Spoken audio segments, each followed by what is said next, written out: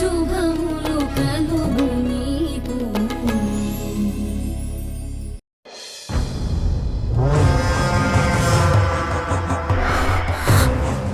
ఈ కేసులో సాక్ష్యాధారాలను పరిశీలించిన తర్వాత సార్, మా లాయర్ గారు ఈ కేసు వాదించడానికి వచ్చేవారే, కానీ ఇదిగోండి వీళ్ళే ఆయన్ని రానివ్వకుండా అడ్డం పడ్డారు. మేము అడ్డం పడ్డామా? నువ్వేమంటున్నావో నీకు తెలుస్తుందా? మీ లాయర్ని అడ్డుకున్నావని ఆ మాట అనడానికి నీ దగ్గర ప్రూఫ్ ఏమైనా ఉందా? Order, order. ఇది కోర్టు అనుకుంటున్నారా, చేపల మార్కెట్ అనుకుంటున్నారా? మేం లాయర్ గురించి మాట్లాడుకుంటుంటే నువ్వు మమ్మల్ని చూసి నవ్వుతున్నావంటేనే అర్థమైపోతుంది. మేం నవ్వితే నీకేం అర్థమైంది? మా నవ్వులకి మీ లాయర్ రాకపోవటానికి ఏమన్నా సంబంధం ఉందా? ఆర్డర్. ఇది కోర్టు. ఇక్కడ ఇష్టం వచ్చినట్టు ప్రవర్తించకూడదు. లేదు సార్, వీళ్ళే ఏదో చేశారు. మీ లాయర్ని వాళ్ళు రానివ్వకుండా చేశారనడానికి నీ దగ్గర సాక్ష్యం ఏదైనా ఉందా? వాళ్ళు కనీసం మీ లాయర్ని కలవటం మీరెవరైనా చూసారా? సార్, వాళ్ళు మీ లాయర్కి ఏదైనా బ్రైబ్ ఇవ్వటం మీరు చూసారా? మరి వాళ్ళేదో నేరం చేశారని మీరెలా మాట్లాడతారు? ఏ ఆధారాలు లేకుండా మీరిలా అభియోగాలు మోపటం నేరమే అవుతుందని మీకు తెలుసా?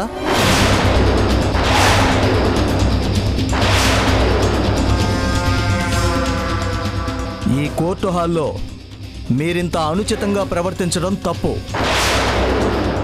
చూడండి కృష్ణ తులసి గారు, మీ తరపున లాయర్ లేనందుకే మీరు ఈ కేసును ఓడిపోతున్నారని ఆ అమ్మాయి భావిస్తుందనుకుంటాను. ఒకవేళ లాయర్ గారున్నా చేయగలిగేది ఏముంటుంది?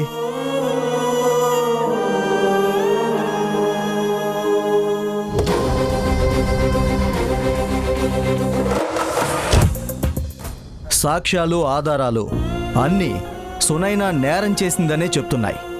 అది కాదని నిరూపించగలిగే లాయర్ మీ దగ్గర ఎవరైనా ఉన్నారా?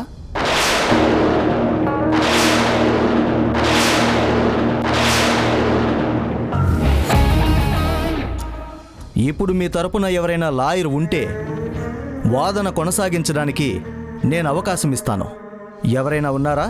నేనున్నాను యువర్ ఆనర్.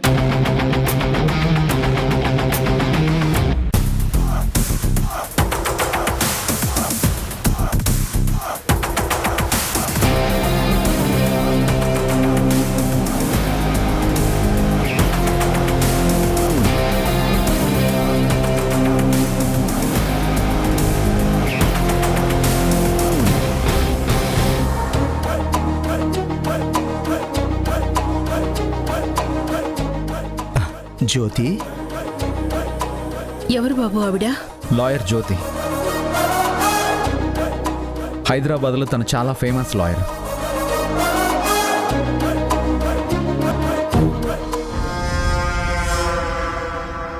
ఈ కేసు వాదించడానికి నేనున్నాను యువర్ ఆనర్.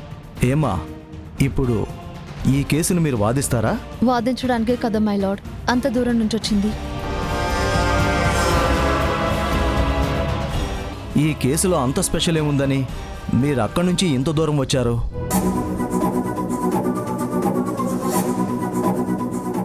కొన్నింటికి కారణాలుండవు మై లార్డ్, ఎమోషన్సే ఉంటాయి. కానీ ఈ కేసు గురించి మీకు అంతా తెలుసా? మరి ఇంకేముందమ్మా వాదించడానికి? అణుబాంబు పడిన చోటు కూడా ఒక 50 ఏళ్ల తర్వాత మళ్ళీ మొక్క మొలిచిందని ఈ మధ్య ఒక ఆర్టికల్ చదివాను యువర్ ఆనర్. అంతా అయిపోయిందని నేను ఏ స్థితిలోనూ అనుకోను.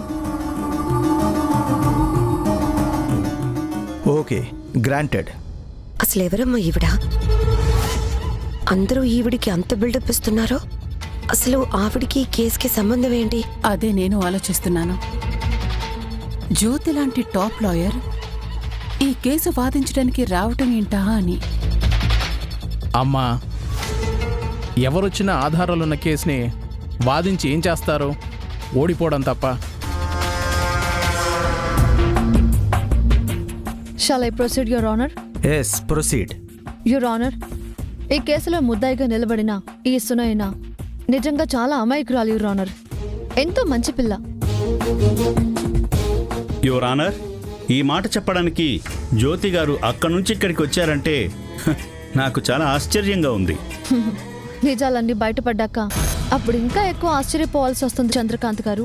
కొంచెం దాచుకొని ఉంచుకోండి. యువర్ ఆనర్, స్వతహాగానే భయస్థురాలైన Sunaina. Objection your honour. Already Sunaina భయస్థురాలు కాదు అని ఇంతకుముందే ప్రూవ్ చేయడం జరిగింది. మరి జ్యోతి గారేమో ఇప్పుడొచ్చి మళ్ళీ మొదలుకొస్తున్నారు. మై లార్డ్, నా కోలాయర్ గారికి ఓపిక తక్కువ లేక ఆయన ఫిక్స్ అయిపోయిందే నిజం అనుకుంటున్నారో నాకు అర్థం కావట్లేదు. ఇంతసేపు అపోనెంట్ లేకుండా ఏకపాత్రాభినయం చేసిన తను చెప్పిందే నిజమని అందరూ నమ్మేయాలంటే ఎలా? కొంచెం నేను చెప్పింది కూడా వినాలి కదా. Objection overrule. Thank you honour. మన చంద్రకాంత్ గారు చాలా తెలివిగా సునైన స్వభావరీత్యా భయస్థురాలు కాదు అని నిరూపించినట్టున్నారు.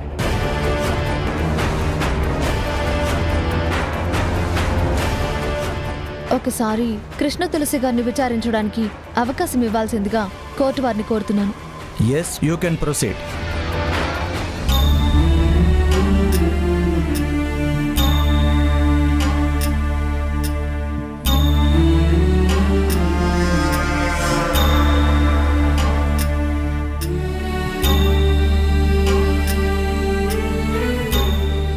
అమ్మా, మీ అమ్మాయి సునైన, హాసిని ఇద్దరు కవల పిల్లలు అనుకుంటా కదా?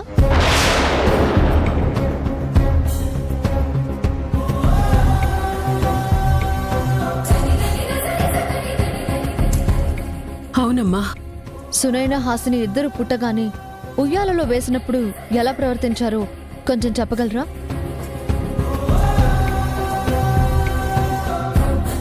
ఏంటండి అలా చూస్తున్నారు? చెప్పరా? ఇష్టం లేదా? అది కాదమ్మా, నా పిల్లలు పుట్టినప్పుడు ఎలా ప్రవర్తించారో బయట వాళ్ళెవరికీ తెలీదు. మీకెలా తెలుసు? నేను కేసు టేకప్ చేసినప్పుడు ఎంత కష్టమైనా సరే సూది మొనంత చిన్న విషయం కూడా తెలుసుకోవాలి. అది నా వృత్తి ధర్మం.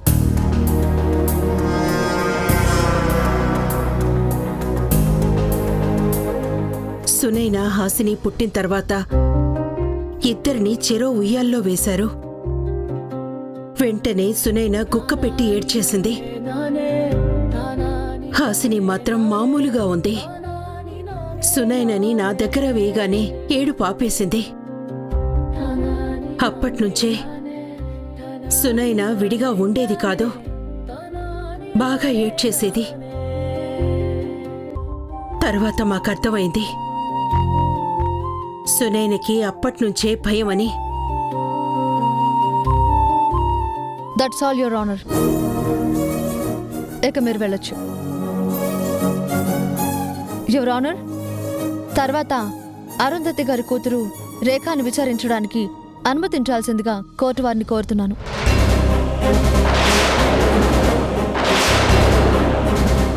అమ్మా, ఈవిడికి నా పేరు ఎలా తెలిసిందే? ఇప్పుడు చెబుతోందిగా, సూదిమోళ్ళ ఎగ్జాంపుల్. ఇంకా అడుగుతావే, వెళ్ళు.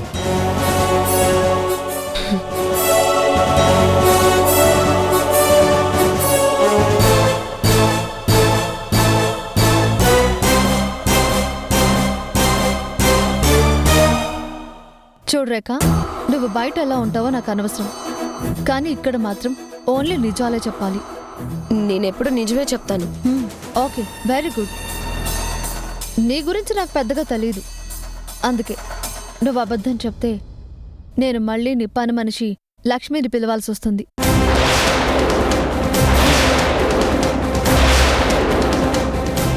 ఇంకా నీ ఆఫీస్లో పనిచేసి మానేసిన పిఏ రూపాన్ని పిలిచి వాళ్లతో నిజం చెప్పించాల్సిన శ్రమ తప్పుతుందని ముందే అడుగుతున్నాను. ఎవరూ అక్కర్లేదు, నేనే నిజం చెప్తాను. ఓకే. సునైనా ఎప్పుడైనా జాబ్ కోసం నీ ఆఫీస్కి వచ్చిందా?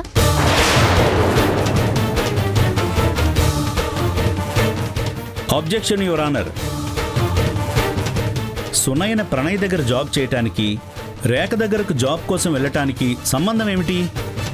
ఉంటుంది your honour. Butterfly effect. Objection over road.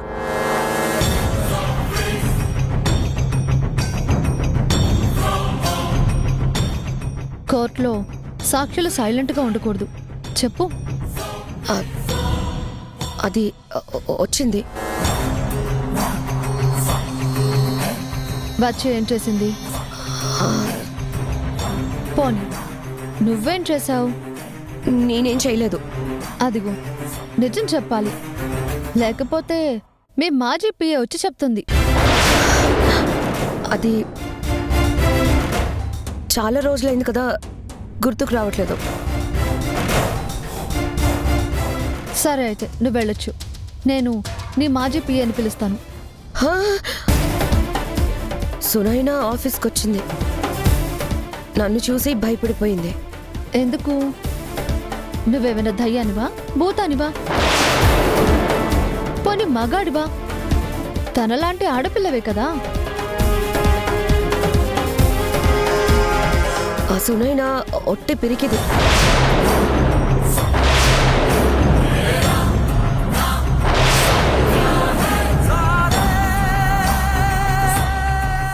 అది భయపడితే నన్నేం చేయమంటారు? పెరికిదా? హా? తను పిరికిది కాబట్టే సరదాగా కాసేపు ఆట పట్టించేసరికి భయంతో దెబ్బకి పారిపోయింది. ఓకే, నువ్వు ఇంక వెళ్ళొచ్చు. చూసారా యువర్ ఆనర్, కన్న తల్లే కాదు, వాళ్ళ మీద కక్ష కట్టిన వాళ్ళ దగ్గర నుంచి ఊళ్ళో ఎవ్వరిని అడిగినా సునైనా ఎంత భయస్తురాలో చెప్తారు. అలాంటి సునైనా ఒక మనిషిని చంపేంత ధైర్యం చేసింది అని చెప్తున్నారు మన లాయర్ చంద్రకాంత్ గారు. ఎలా నమ్మాలి యువర్ ఆనర్?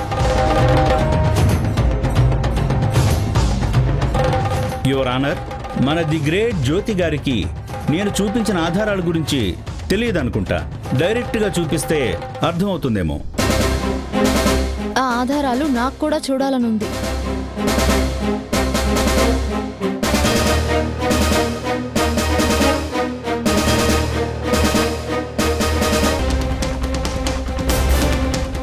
ఇది సునైన కాలి చెప్పు, ఇది ప్రణయ్ ఫోన్. ఈ చెప్పు ఊరి బయట ప్రణయ్ డెడ్ బాడీ దగ్గర దొరికింది. ఈ ఫోన్ కృష్ణ తులసి గారింట్లో దొరికింది. ఇంట్లోనా? అదే ఇంటి పక్కనున్న సందులో. ఓకే యువర్ ఆనర్, నేను ఒకసారి ఈ కేసు ఇన్వెస్టిగేషన్ చేస్తున్న మన ఎస్ఐ గారిని క్వశ్చన్ చేయాలి. Yes, proceed.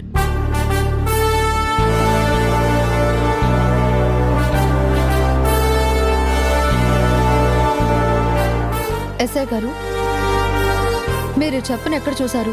Pranay dead body ఊరు బయట ఒక చెరువు పక్కన పడేసుంది. ఆ బాడీ పక్కనే చెప్పుంది. మరి ఏ ప్రణయ్ ఫోను? కృష్ణ తులసి గారి ఇంటి ఆవరణలో సందులో దొరికిందని వాళ్ళే నాకు ఇచ్చారు.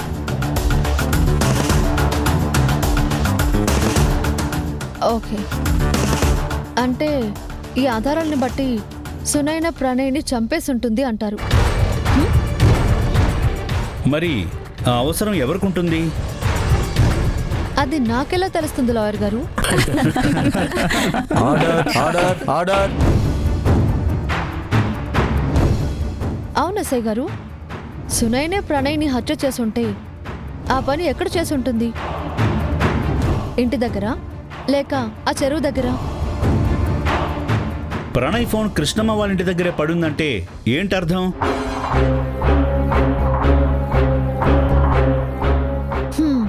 ఏంటి అర్థమని అదోక్తిలో ఆపేస్తే నాకెలా అర్థమవుతుందండి? మీరే కంప్లీట్ చేయండి. అంటే ప్రణయ్ సునయన ఇంటి దగ్గరే గొడవ పడ్డారు. ఆ గొడవలో ప్రణయ్ ఫోన్ అక్కడ పడిపోయింది. సునయన ప్రణయ్ తల పగలగొట్టి హత్య చేసింది. అది జరిగింది. అది మీరు చూసారు అంతేనా? అంతే. అంటే నేను చూడటం ఏంటండి? నేను చూడటం ఏంటి? నేనెలా చూస్తాను? ఏమో అంత చూసినట్టు చెప్తుంటేను. చూస్తే నేను ఐ విట్నెస్గా ఉంటాను, కానీ ఆపోజిట్ లాయర్గా ఎందుకు వాదిస్తాను? ఓకే ఎస్ఐ గారు, మన చంద్రకాంత్ గారు చెప్పినట్టు ప్రణయ్ని ఇంటి దగ్గర చంపేసి ఉంటే అక్కడి నుంచి ఆ చెరువు వరకు తీసుకెళ్ళి అక్కడే పడేసి ఉండాలి, అంతేనా? అంతే అయ్యుండొచ్చు.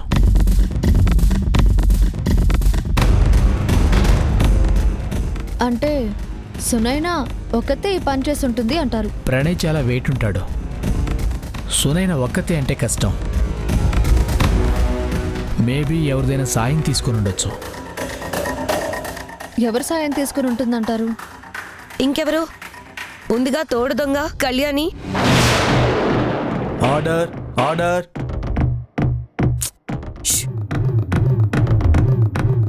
ఓకే, రేఖ చెప్పినట్టు కళ్యాణి సాయం తీసుకుందనే అనుకుందాం. అంటే వాళ్ళిద్దరూ కలిసి ప్రణయ్ డెడ్ బాడీని అక్కడికి తీసుకెళ్లారు. మరి అక్కడి నుంచి వాళ్ళు వెనక్కెలా వచ్చుంటారు? ఎలా వెళ్ళారో అలాగే వస్తారు. అంటే అక్కడ చెప్పు మర్చిపోయి సునైన ఒంటి చెప్పుతోని అక్కడి నుంచి ఇంటికి వచ్చిందంటారా? అంతేనా?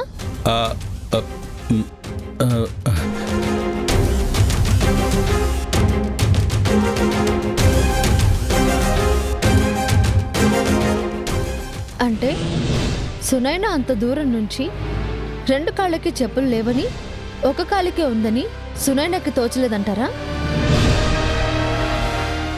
అంటే సునైన స్వతహాగా ఎంతో భయస్తురాలు కాబట్టి ఆ భయంతో ఆ విషయం సునైన పట్టించుకోకపోయి ఉండొచ్చు. ఏంటేంటి ఏమన్నారు? సునైనా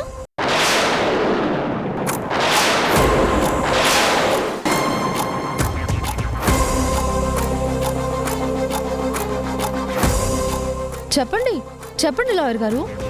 సునయన అంటే భయస్తురాలు కాబట్టి. చాలు చంద్రకాంత్ గారు. యువర్ ఆనర్, ఇదే చంద్రకాంత్ గారు ఇందాక వరకు సునైన నిజంగా భయస్తురాలు కాదు, అలా ప్రొజెక్ట్ చేసింది అన్నారు. ఇప్పుడేమో భయస్తురాలు కాబట్టి కాలుకున్న చెప్పు విషయం మర్చిపోయింది అంటున్నారు.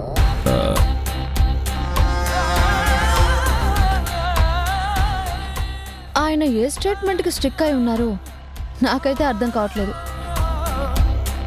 యువర్ ఆనర్, మీరు కూర్చోండి. You can proceed. Thank you honour. మీరు చెప్పండి, ఓ మనిషి అంత దూరం ఒకే చెప్పుతో వస్తుంటే తెలీదు అంటారా? ఏమో, అది ఆ మనిషి మెంటల్ స్టేటస్ మీద ఆధారపడి ఉంటుందని అనుకుంటున్నాను. సరే, దారి మొత్తం చూసుకోలేదు అనుకుందాం, కానీ ఇంటికొచ్చాక ఆ చెప్పు విప్పేటప్పుడైనా చూసుకుంటుంది కదా, అప్పుడైనా ఆ చెప్పును ఎక్కడైనా దూరంగా పడేస్తుంది కదా. ఆ అవకాశం ఉంది. అవును, మీరు ప్రణయ్ సెల్ ఫోన్ని ట్రయాంగులేషన్ చేయించారు కదూ, మరి సునైన ఆ టైంలో ఎక్కడుందో ఆ ట్రయాంగులేషన్ చేయించలేదా? చేయించలేదు. చేయించలేదు. మీరు చేయించుంటే మీకు అర్ధరాత్రి సునైన ఎక్కడుందో, కళ్యాణి ఎక్కడుందో కూడా తెలిసేది.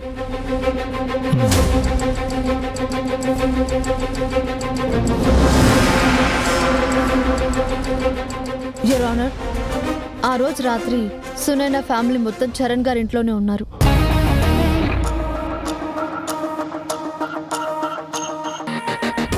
కృష్ణమ్మ గారు ఇంట్లో నుంచి ఏదో వస్తువు తీసుకురమ్మని పంపిస్తే సునైన ఒక్కతే భయపడుతూనే వాళ్ళ ఇంటికి వెళ్ళింది. కళ్యాణి చరణ్ గారింట్లో వేరే పనులు ఉంది. సునైనకు కావలసిన వస్తువులన్నీ తీసుకుని ఒక అరగంటలో బయలుదేరి వెళ్ళిపోయింది. సునైన ఫోన్ ట్రయాంగులేషన్ ఇప్పుడు చేసినా అదంతా నిజమని తేలిపోతుంది. యువర్ ఆనర్, సునైన ఖచ్చితంగా ఈ నేరం చేయలేదని, ఎవరో కావాలని సునైనాని ఇరికించడానికి ఇదంతా చేశారని అర్థమవుతుంది. కాబట్టి సునైనాని విడిచిపెట్టవలసిందిగా కోర్టు వారిని మనవి చేసుకుంటున్నాను.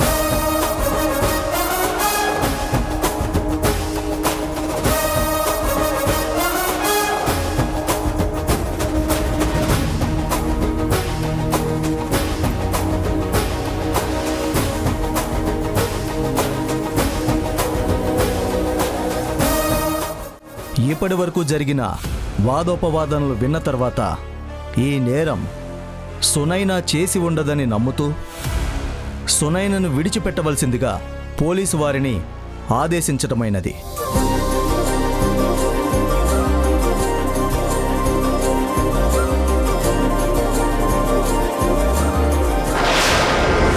కానీ ఈ నేరం ఎవరు చేశారో నిరూపించేంత వరకు సునైనా గాని కళ్యాణి గాని ఈ ఊరు దాటి ఎక్కడికి వెళ్ళరాదని ఆదేశించటమైనది.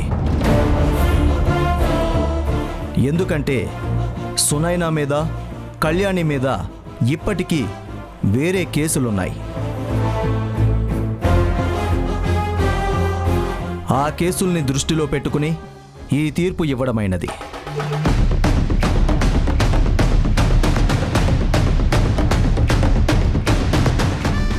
ప్రణయ్ హత్య ఎలా జరిగిందో సరైన సాక్ష్యాధారాలను సేకరించవలసిందిగా పోలీస్ శాఖను ఆదేశిస్తున్నాను. Now the court is అడ్జర్న్డ్.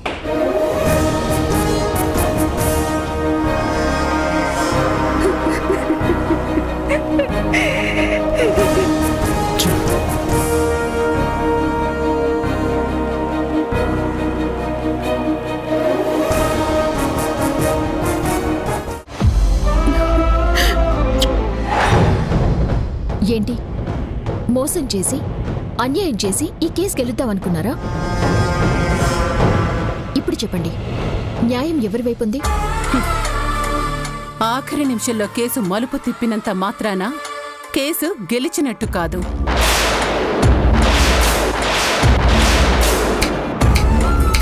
ప్రణయ్ని చంపింది సునైనా అని ప్రూవ్ చేస్తాను.